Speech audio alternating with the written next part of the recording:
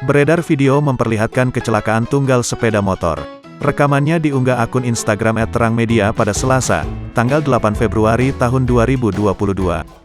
Bukannya mengembalikan posisi motor seperti semula, pria di dalam video malah membanting motornya berulang kali setelah terjatuh. Ia membanting kiri dan ke kanan motornya sambil sempoyongan. Aksinya terekam kamera ponsel pengendara mobil di belakangannya. Perekam sambil tertawa melihat pria yang sempoyongan tersebut. Dalam keterangan unggahan, diduga pria tersebut dalam keadaan mabuk. Beruntung ia tak jatuh ke jurang yang tepat berada di sampingnya.